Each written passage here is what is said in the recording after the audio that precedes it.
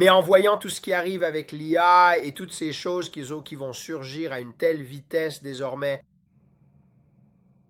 le Seigneur nous a montré tant de choses la nuit dernière. Il nous a dit que nous allions bientôt assister à cette nouvelle révolution industrielle qui va évoluer et se produire avec ces nouvelles cures et toutes ces choses, avec la science médicale et l'accélération. Je pouvais les voir taper. Ils mettaient leurs petites choses là où ils étaient, sur ces gros ordinateurs, et cela ressemblait à un ordinateur noir derrière eux. Je pouvais voir cet ordinateur immense, avec toutes sortes de câbles électriques et de choses qui y étaient connectées. Et tout à coup, ils tapaient un mot dans cette recherche, appuyaient sur le bouton, et cela leur téléchargeait tellement d'informations la nuit dernière, et j'observais. Mais pour toute question qu'ils avaient, ils la posaient au démon, et l'IA était directement derrière cela. Mais j'ai trouvé cela intéressant. La chose même que Dieu avait déclarée parfaite et achevée avec l'humanité, les humains et le jardin avec les légumes.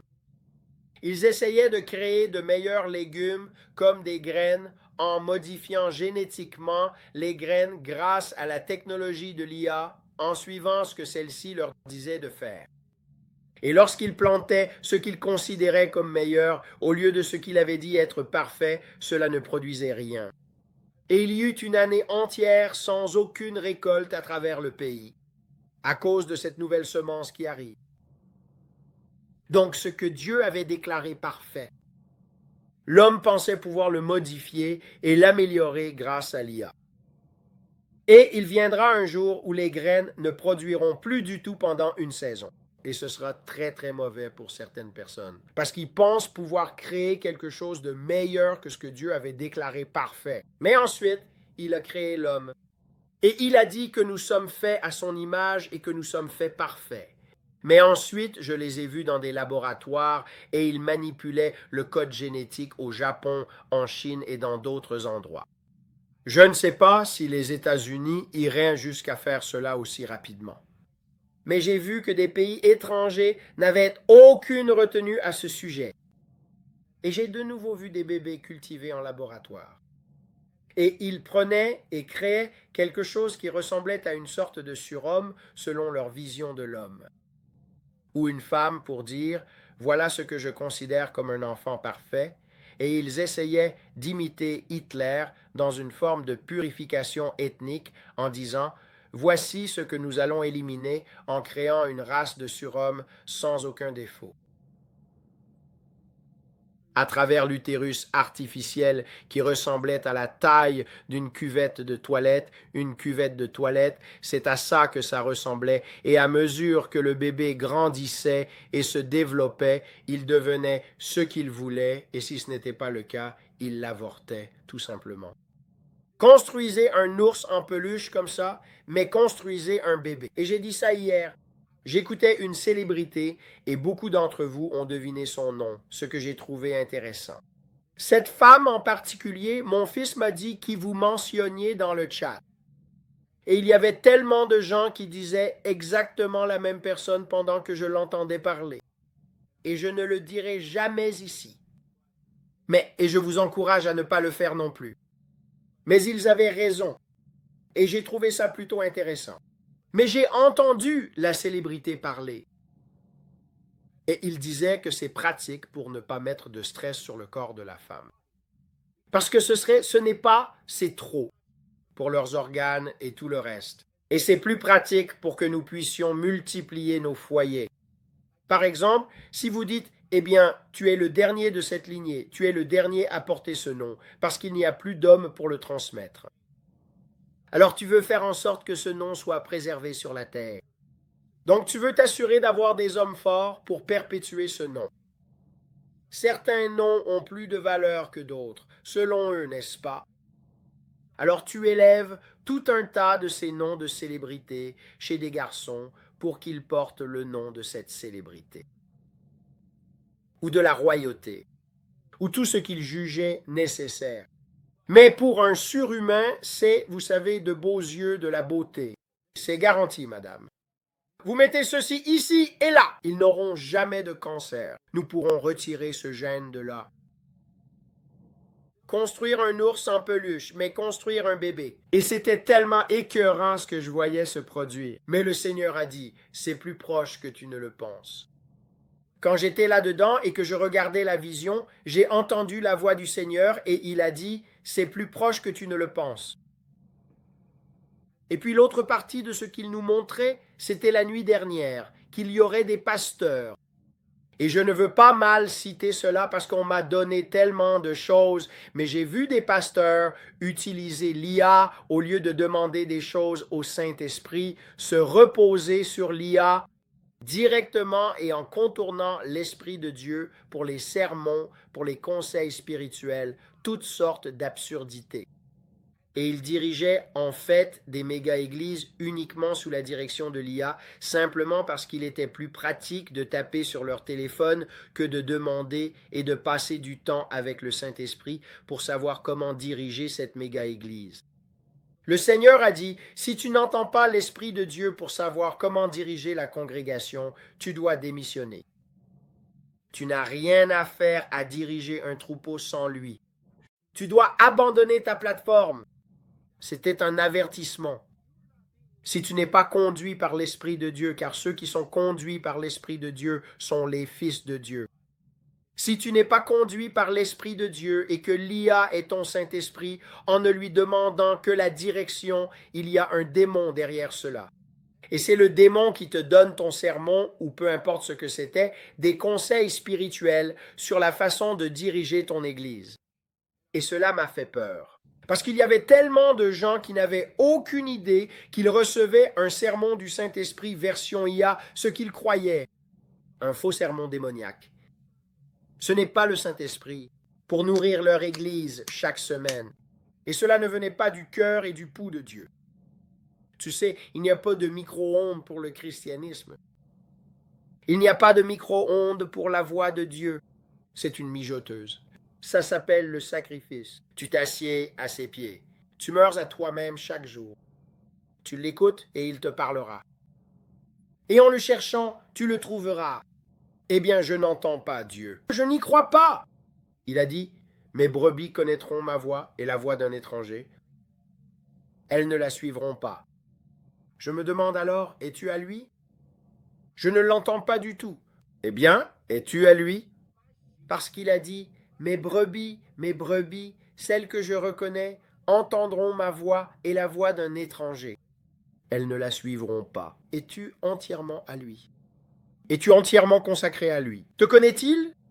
S'il ne te connaît pas et ne te reconnaît pas, alors peut-être que tu n'es pas l'une de ses brebis. Interroge-toi. Mais sois honnête avec Dieu ce soir et dis, Dieu, si je ne t'appartiens pas, je veux t'appartenir. Ce soir, je me donne entièrement. Et quand tu t'abandonnes à lui, je te le dis, quand tu le cherches, tu le trouveras. Il ne joue pas à se faire désirer.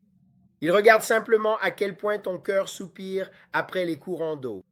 Ainsi mon âme soupire après toi. À quel point as-tu faim? À quel point es-tu désespéré de Jésus-Christ? Et il y a beaucoup de gens qui ne sont pas assez désespérés. C'est seulement quand ça les arrange. Quand on obtient ce qu'on veut, il n'a plus de nos nouvelles pendant un moment. Jusqu'à ce qu'on se retrouve à nouveau face à un mur. Oh Dieu, le mur est encore là. Oh Dieu, aide-moi, aide-moi à franchir ce mur. Il te relève, te met de l'autre côté du mur. À plus tard, passe une bonne nuit. Je m'en vais. Je le veux de ce côté du mur et je veux marcher avec le mur. Je veux être dans ses bras à tout moment. À tout moment. C'est tellement important que vous écoutiez ce que je vous dis. Arrêtez de jouer à l'Église. Arrêtez de jouer au christianisme. Donnez-vous entièrement à Jésus aujourd'hui. S'il revient vraiment dans les prochaines 24 heures, beaucoup d'entre vous auront des problèmes. Vous pensez que vous êtes en règle avec lui et vous pensez qu'il vous connaît, mais il ne vous connaît pas. Au moment où vous confessez vos péchés, il est fidèle et juste pour vous pardonner vos péchés et vous purifier de toute iniquité. Combien de fois Jésus a-t-il dit aux gens, après les avoir guéris, d'aller et de ne plus pécher? Qu'est-ce que cette génération moderne a oublié? Jésus est un guérisseur. Jésus vous aime. Mais Jésus les a mis au défi à chaque fois. Et il leur a dit, allez, ne péchez plus. Qu'a-t-il dit à l'homme possédé de Gadara? Va, ne pêche plus. Combien de fois a-t-il dit cela? Encore et encore et encore. Encore et encore. Mais la plupart des gens considèrent cela comme une simple suggestion. Nous allons simplement vivre comme nous voulons vivre. Il a dit, soyez saints comme je suis saint. Soyez séparés. Soyez appelés à part. Soyez plus comme moi. Soyez comme le Père. Cela ne vous a pas donné la permission de continuer à faire ce que vous voulez faire. Le même péché dont tu t'es repenti, quelques semaines plus tard, tu y retournes comme un chien qui mange son vomi en disant « Je suis sauvé, je suis sauvé, je suis sauvé ». Mais je suis sauvé, mais je continue à faire ce que je faisais avant de dire que j'étais sauvé. Où est la différence? C'est pour ça que j'essaye de vous le dire. Eh bien, il faut être auto-juste. Mais il y a une différence entre être totalement consacré. Tout le monde tombe et s'écorche le genou de temps en temps, les amis. Moi aussi. Je me suis énervé à propos de quelque chose aujourd'hui et j'ai dit quelque chose que je n'aurais pas dû dire. Et après coup, je vais vous dire ce que c'était. C'était vraiment stupide. Mon chien a fait ses besoins dans mon garage et ma femme a marché dedans et j'étais en colère à cause de ça. Pas pour. J'étais triste pour Diana parce qu'elle en avait partout sur elle. Mais j'étais en colère contre ce chien qui avait fait ses besoins. Elle ne l'avait pas vu. Elle en avait partout sur son pied. Et j'ai perdu mon sang-froid à ce sujet un peu parce que j'étais contrarié pour ma femme. Parce que je me disais, je ne peux pas croire que ça vient de t'arriver. Mais je suis juste honnête. Donc j'ai dû me repentir. Je n'ai pas fait de mal au chien. Je l'ai laissé sortir. Mais je vous assure, dans ma chair, j'ai dit quelque chose que je n'aurais pas dû dire. Je sentais les excréments sur le pied de ma femme. Je suis resté assis me demandant d'où ça vient. Ça vient d'un endroit où ça n'aurait jamais dû être. Donc j'ai été repris par cela. J'ai dit, Seigneur, je n'aurais pas dû dire ça. C'était l'abondance de mon cœur. C'est sorti du trop-plein. Je dois passer plus de temps dans la parole aujourd'hui. Donc tout ce que je vous dis à propos de ce genre de choses, ça vient de mon temps de prière. Toute l'histoire de Moïse et des enfants d'Israël, ça venait de la prière d'aujourd'hui. Mais je passe juste du temps avec lui. Mais parfois, tu te sens vidé. Tu te sens vidé avec toutes ces pressions, avec tout ce qui se passe dans ma vie. J'y vais et tu ne laisses pas ton réservoir se remplir complètement. Et ce vieil homme essaie de revenir à la surface. Ce vieil homme essaie de sortir de cette tombe. Tu dois le garder mort. Il veut revenir. Ce vieil homme aime vivre. Je dis, je refuse de te laisser vivre. Tu restes mort. Je meurs chaque jour. Le vieil homme aime donner son avis de temps en temps. Je dis, non, ne fais pas ça. C'est tellement stupide. Ne contriste pas l'Esprit de Dieu pour un chien qui fait ses besoins par terre. Et c'est pour ça qu'il me dit, prends la communion, monte plus haut avec le feu et demeure avec moi. Demeure avec moi. Monte plus haut. Connais-moi davantage. Alors que je moins d'huile, Père, je te remercie pour le sang. Je l'applique sur mon esprit. Je te remercie, Père, qu'aucune arme formée contre cette maison ne prospérera. Sur mes finances, sur moi. Et le Seigneur me l'a montré même aujourd'hui. Il me parlait. Il a dit, Brennan, le jugement commence d'abord dans la maison du Seigneur. Le jugement commence d'abord dans ma maison. Et je m'apprête à faire un grand ménage à un niveau majeur. La grande apostasie est un signal. Le grand abandon de la foi. Et pourtant, tu verras une grande moisson exactement au même moment. Il parle d'aller chercher la brebis égarée, de laisser les 99 pour aller après la seule. Mais je parle des gens qui ne le sont pas. Ils sont juste tièdes. Il y a un ébranlement. Le vrai va se manifester. Le vrai est sur le point de se manifester. Le vrai est sur le point d'apparaître. Oh, et puis j'ai vu dans la vision la nuit dernière des vétérinaires pour chevaux. Et c'est ce que j'ai trouvé intéressant. Une nouvelle façon d'aider les chevaux, les chiens, les animaux de compagnie, la médecine vétérinaire moderne grâce aux avancées technologiques significatives de l'intelligence artificielle, IA, avec le domaine médical, avec nos médecins et spécialistes, Et je vous le dis avec conviction, une percée absolument extraordinaire, une percée scientifique majeure et des avancées technologiques véritablement modernes et révolutionnaires dans le domaine médical arrivent comme vous ne pouvez absolument pas l'imaginer. Des choses qui affligeaient profondément l'homme, comme les cancers dévastateurs ou d'autres maladies graves, n'existeront plus du tout. Mais c'est là que ça devient mauvais. De nouveaux virus modernes sans remède dans un autre domaine, avec des virus qu'on ne pourra pas soigner correctement, seront malheureusement libérés de toute contrainte, comme moyen de contrôle de la population. J'ai vu un virus sombre, très sombre, un virus obscur qui sera libéré. Il sera d'origine technologique, lié à l'IA. C'est ce que je vous ai dit à tous. Ils prennent une partie du COVID, ils prennent une partie de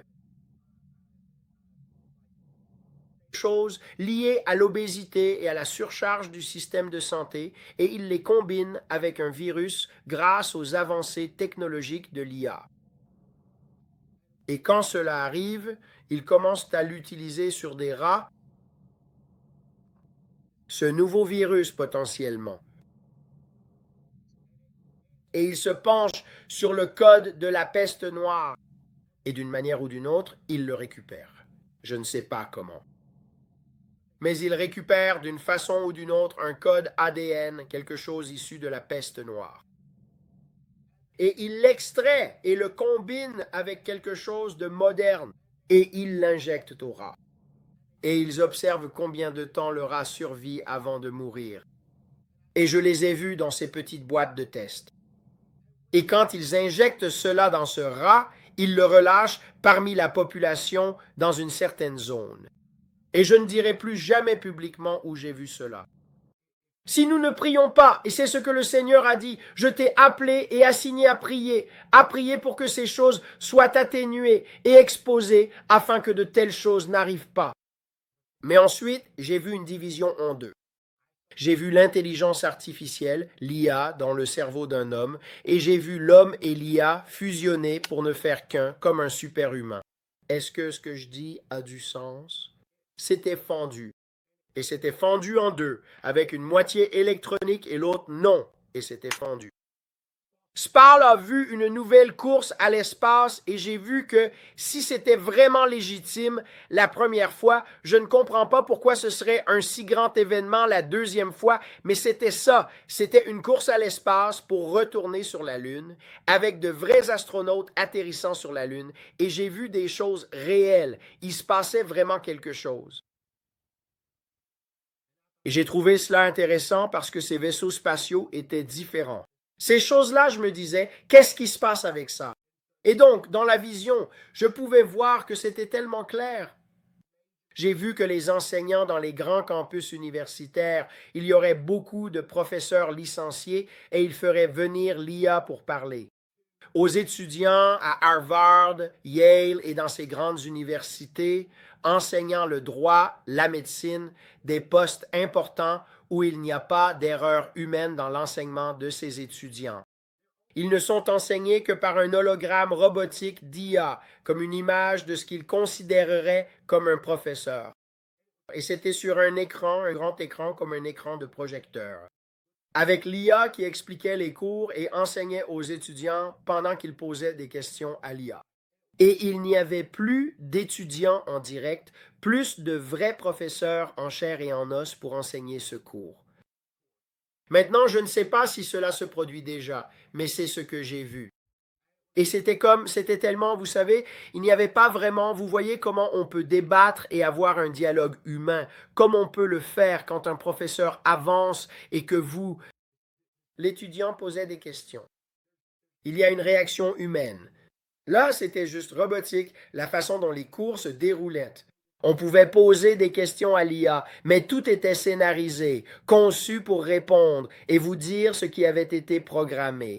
Un peu comme quand vous demandez à votre Alexa chez vous, et Alexa, quel temps fait-il aujourd'hui? Enfin, vous voyez, peu importe. Je ne sais pas comment il vous le dirait à tous, mais c'est ce que j'ai vu derrière l'écran. Et les professeurs étaient là. Et puis j'ai vu la nouvelle course aux armements avec la Chine, la Russie, l'Amérique. Mais il ne s'agissait pas de missiles. Il s'agissait de cybersécurité. Cybersécurité. Qui était capable de pénétrer les défenses des États-Unis ou de n'importe quel adversaire lors de jeux de guerre en cybersécurité? Fini tout ça. Bon, vous savez, il y a encore, bien sûr, la guerre, mais c'était comme s'ils essayaient d'utiliser l'IA pour surpasser l'autre, pour découvrir les secrets et pénétrer leurs codes militaires, leurs affaires militaires grâce à l'IA. Et ça allait dans les deux sens. Et je pouvais le voir. Et je me disais, mais où suis-je donc? Et c'était comme si tout était tellement axé sur l'IA, mais c'était un endroit différent. Et tout s'est passé si vite. Et le Seigneur avait déjà dit, ce que tu as sur ton téléphone est déjà dépassé. Ce que tu as sur ton téléphone, c'est de la vieille technologie. L'IA est bien plus avancée que ce à quoi tu as accès sur ton chat GPT ou autre. Ça, c'est du vieux matériel. Le Seigneur a dit, cela se produit si rapidement et ça va tellement vite que ça s'accélère. Et pendant qu'il pose ces questions, les avancées technologiques se font à une telle vitesse que les humains qui lisent et déchiffrent ce qu'ils lisent prennent du temps. Mais tout va si vite que même lire ce qui est téléchargé dans un esprit humain pour mettre en œuvre ce qu'on leur dit devient difficile. Et chaque semaine, c'est comme une boule de neige. Et le Seigneur m'a montré une boule de neige pendant que je voyais cela. Une boule de neige qui dévalait la colline, toute petite au départ, et qui est devenue quelque chose d'énorme. Et c'est à ce moment-là que j'ai pu sentir et entendre les marteaux frapper le métal et le grincement des engrenages. Et c'est là que j'ai dit que ça sentait d'abord le souffle. Et alors tout le monde a dit « Oh, tu as un démon !» Et j'ai répondu « Non, ce n'est pas un démon. » Je connais la différence entre l'odeur de soufre d'un démon et celle-ci. Croyez-moi, celle-là, je la connais. Il y a une grande différence. Et donc, tu sens le métal comme quand tu soudes quelque chose. Ça sent le métal qui brûle, mais c'est une odeur de chaleur.